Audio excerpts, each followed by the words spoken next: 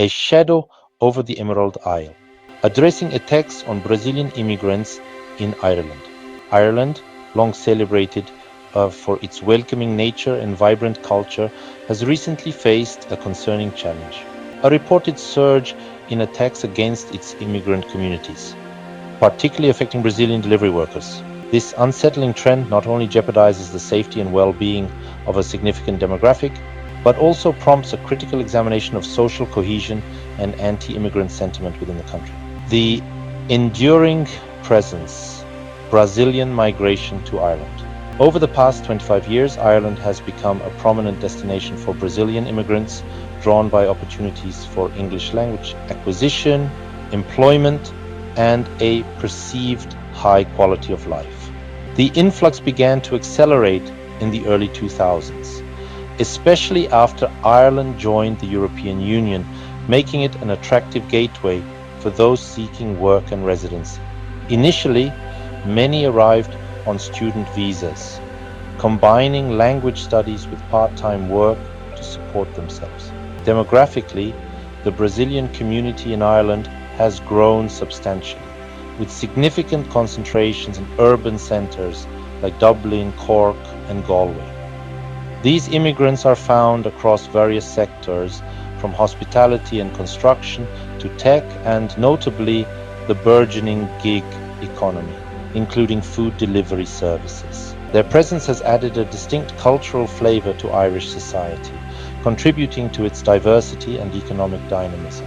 The primary drivers for this migration include economic opportunities, personal development, and the desire for a safer and more stable environment than what some might find in their home country. A disturbing pattern targeting delivery workers. In recent times, reports have emerged detailing a disturbing pattern of assaults and robberies targeting Brazilian immigrants, with delivery workers disproportionately affected. These incidents often involve the theft of electric bikes, scooters, and mobile phones, essential tools for their livelihood.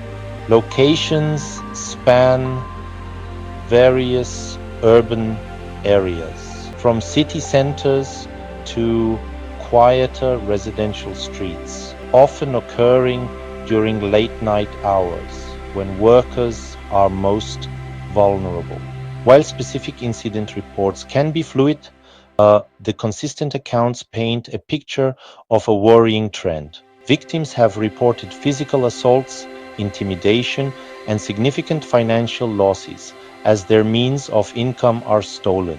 Beyond the material damage, the psychological toll is immense, instilling fear, anxiety, and a sense of insecurity among those who work long hours to support themselves and their families. We are out there every day trying to make an honest living, and suddenly we become targets, expressing the widespread fear. It's not just about losing the bike, it's about losing our peace of mind. Unpacking the undercurrents, reasons behind the attacks. Analyzing the potential reasons behind these attacks requires a nuanced approach, considering a confluence of factors. 1. Economic competition. The perception of immigrants, particularly those in the gig economy, as competitors for jobs or as driving down wages, can fuel resentment. 2. Social tensions and integration challenges. Rapid demographic shifts can sometimes strain social cohesion if not accompanied by robust integration efforts. Misunderstandings stemming from cultural differences, combined with a lack of inter-community dialogue, can lead to mistrust and isolation. 3. Opportunistic crime. Delivery workers, identifiable by their uniforms, bikes, and late-night schedules, can unfortunately become visible and vulnerable targets for criminals seeking easy gains. This type of crime might not necessarily be driven by xenophobia, but exploits the perceived vulnerability of the workers. 4. Underlying xenophobia and racism.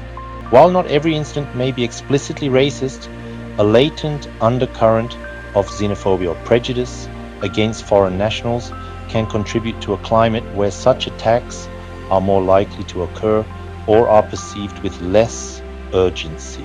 Stereotypes and misinformation can dehumanize individuals, making them easier targets. Voices and responses.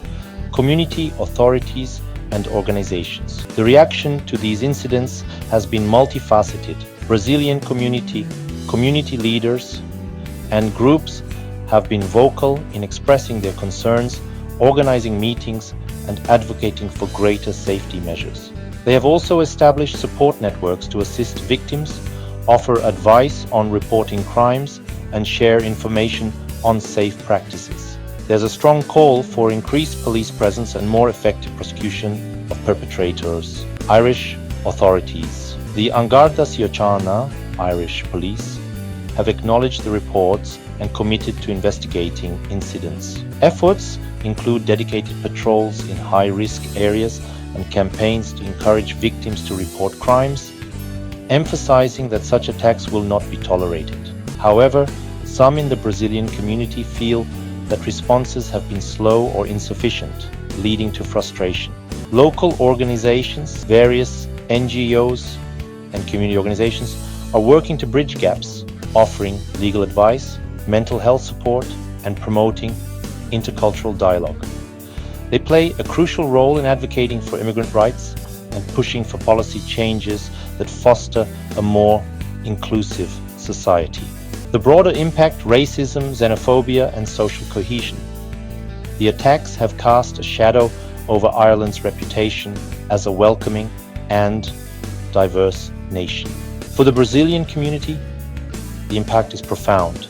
A pervasive sense of fear, distrust, and diminished quality of life. It threatens their ability to earn a living and integrate fully into Irish society.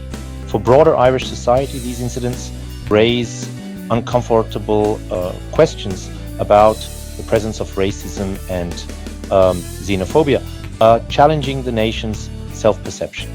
If left unaddressed, these tensions could erode social cohesion, foster division, and undermine the benefits of a diverse population. Paths forward, solutions for integration and safety. Addressing this complex issue requires a multi-pronged approach involving government, law enforcement, community groups, and the public. 1. Enhanced policing and justice. Increased visibility of law enforcement in areas prone to attacks, faster response times, and robust investigation and prosecution of perpetrators are crucial. Clear guidelines for reporting hate crimes and support for victims are also vital. 2. Community engagement and dialogue. Fostering direct communication and understanding between immigrant communities and local Irish residents can help break down stereotypes and build trust. This includes cultural exchange events, shared community projects, and local forums for dialogue. 3. Education and awareness campaigns. Public education campaigns can challenge xenophobic narratives, highlight the positive contributions of immigrants, and promote a culture of respect and inclusivity. 4. Support for vulnerable workers. Specific measures to protect delivery workers, such as safe reporting apps, better working conditions, and employer-led safety initiatives, are necessary. 5. Policy support for integration. Government policies should actively promote integration, offering language support, employment assistance, and pathways to residency that facilitate genuine inclusion rather than precarious status. Conclusion: building a respectful and inclusive future. The recent surge in attacks against Brazilian immigrants in Ireland is a stark reminder that even in diverse and welcoming societies, challenges related to integration and prejudice can emerge. Addressing these incidents is not merely about preventing crime, it's about upholding the fundamental values of respect, equality, and human dignity. By fostering robust community dialogue, strengthening law enforcement efforts, and promoting genuine integration through education and policy, Ireland can reinforce its commitment to being a truly inclusive and safe society for all who call it home. The future of the Emerald Isle lies in its ability to embrace its diversity and ensure that every individual, regardless of their origin, can live and work free from fear and prejudice.